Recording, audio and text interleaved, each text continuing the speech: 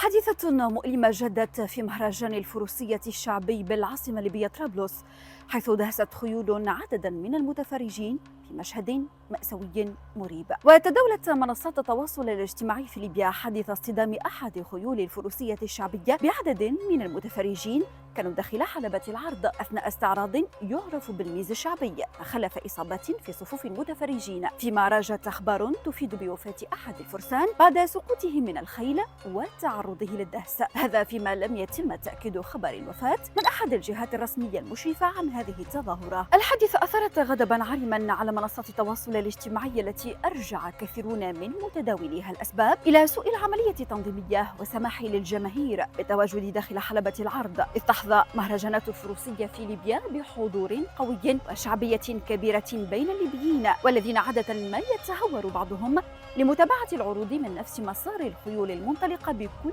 قوتها، ما يفتح الباب لمثل هذه الحوادث الأليمة.